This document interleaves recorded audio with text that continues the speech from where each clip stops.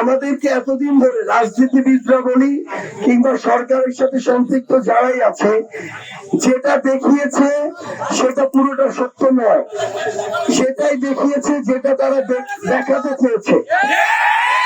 ভিতরে ভিতরে তাদের ইন্টারনাল নেগোসিয়েশন চলে। এই লড়াইটাতে যদি আমরা একটু স্লো হয়ে যাই কখনো, তখন আমরা দেখি পুরাতন যারা ছিল এস্টাবলিশমেন্ট, তারা একসাথে ঐক্যবদ্ধ ভাবে ভাগ বাটোয়ারার পার্সেন্টেজটা শুধু চেঞ্জ করে। একজন শেখ হাসিনার পতন কিংবা একটা সরকারের পতন, এই পুরো যে একটা পুরাতন এস্টাবলিশমেন্ট, এটাকে পরিবর্তন করার ছোট্ট একটা অংশ। 2024 সালের আমাদের সহযোদ্ধারা, অভ্যুত্থানের সহযোদ্ধারা, আমরা আজকে প্রত্যক্ষ বা পরোক্ষ ভাবে বিগত 11 মাস ধরে বা 1 বছর ধরে একটা দেশ, একটা রাষ্ট্রযন্ত্র কিভাবে ফাংশন করে এগুলো দেখার সুযোগ হয়েছে। আমাদের কাছে মনে হলো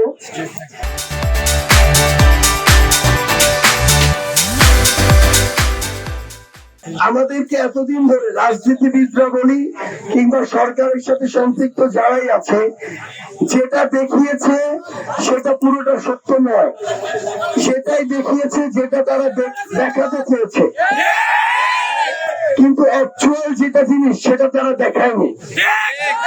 আমরা এও দেখি রাজনীতিবিদরা সামনে এসে বড় বড় কথা বলে, কিন্তু ভিতরে ভিতরে তাদের ইন্টারনাল নেগোসিয়েশন চলে।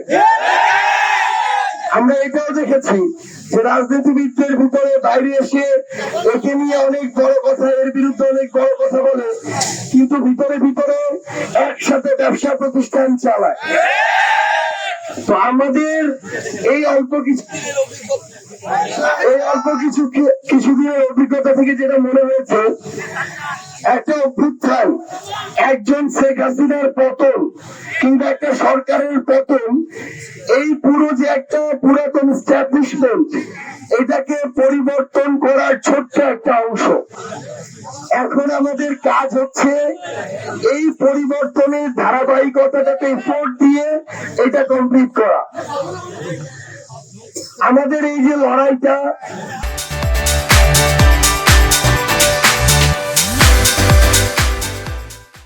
এই লড়াইটাতে যদি আমরা একটু স্লো হয়ে যাই কখনো, তখন আমরা দেখি পুরাতন যারা ছিল এস্টাবলিশমেন্ট, তারা একসাথে ঐক্যবদ্ধ ভাবে ভাগ বাটোয়ারার পার্সেন্টেজটা শুধু চেঞ্জ করে।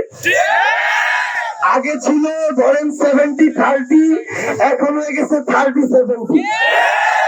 কিন্তু আগের মতো সব কিছু চলে, চাঁদাবাজি চলে, সিন্ডিকেট চলে, দখলদারিত্ব চলে, মাদকের ব্যবসা চলে, কালো টাকার বিশাল বড় বিজনেস চলে।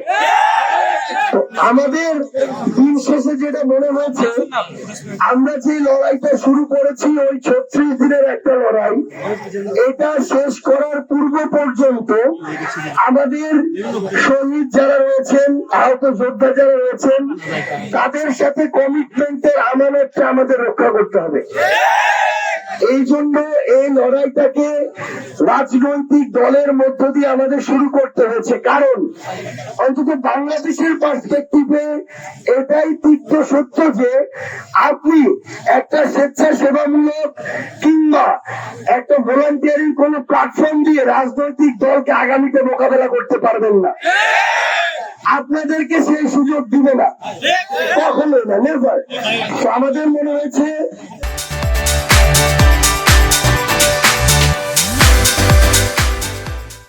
এই লড়াইটা রাজনৈতিক দল হিসেবে আমাদের চালিয়ে যেতে হবে। আপনাদের উদ্দেশ্যে আহ্বান কি? আহ্বান হচ্ছে